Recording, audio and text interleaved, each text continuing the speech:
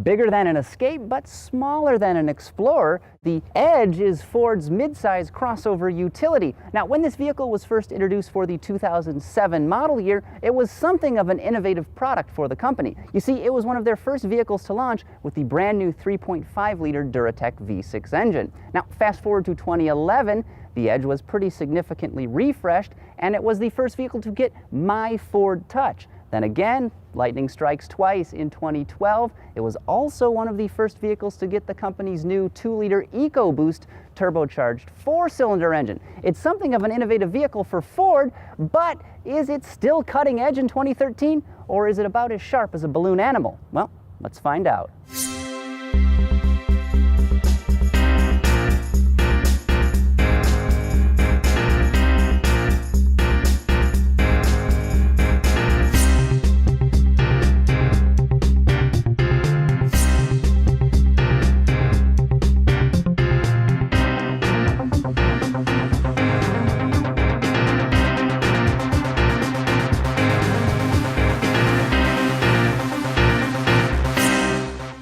Like the Nissan Murano and Toyota Venza, the Edge is a car-based, design-focused utility with room for 5 passengers. Now, the entry-level SE model starts at right around $28,000, but our nearly top-of-the-line limited version here stickers for more than $37 grand. Now, interestingly, the Edge is built in Ontario, of all places, and I suspect that's because Ford can get away with paying its Canadian workers in both poutine and beaver pelts.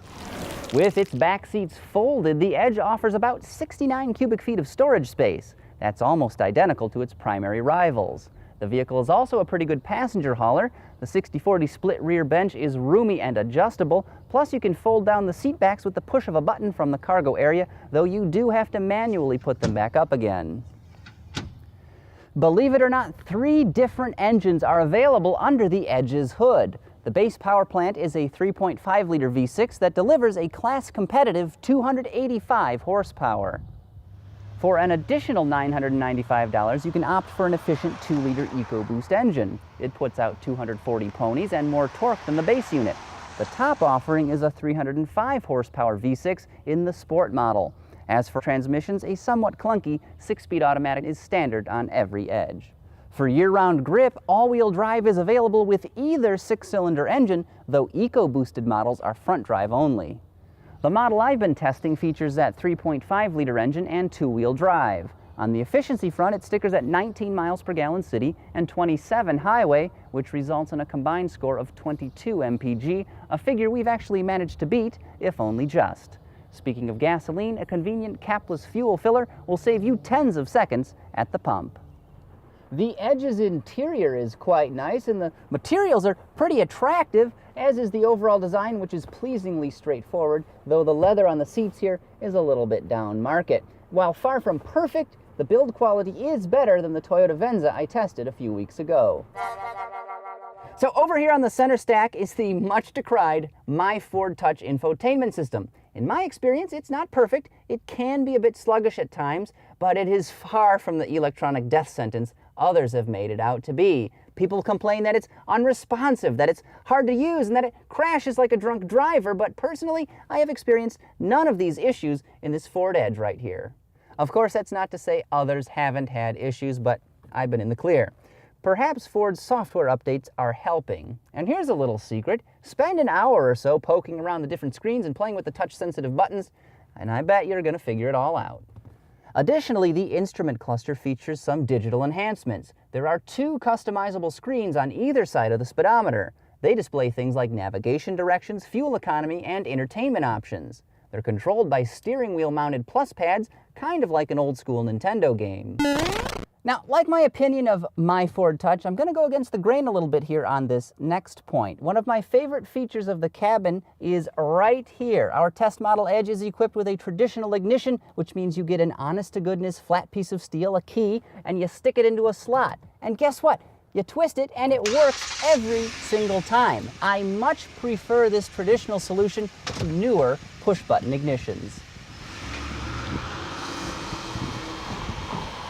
So put it in drive and the Edge delivers a decidedly average on-road experience. Nothing about it really stands out, which isn't necessarily a bad thing. It's quiet, it's smooth, and quite responsive, but the steering is duller than a rusty hammer, and forward visibility can be hampered by these fat-bottomed A-pillars. To sum it all up, your mother would love it.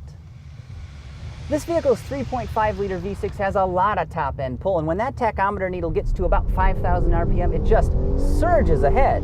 It's not the smoothest running engine in town, but it does get the job done. Now, as for the transmission, there is a manual mode, and you can control the gears via a little rocker here on the side of the shifter, though you do have to have it back in S mode for that to work.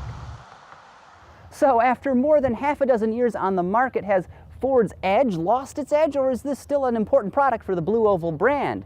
Well, it's a very capable crossover and quite a nice vehicle, but nothing more. If you need utility, it'll definitely get the job done, but like a bowl of cornflakes, there's honestly not a whole lot to get excited about. Hey, you guys want to get breakfast for dinner?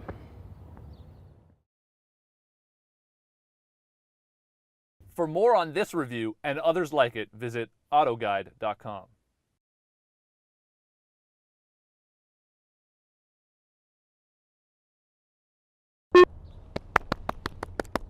I'm going to give myself a standing ovation.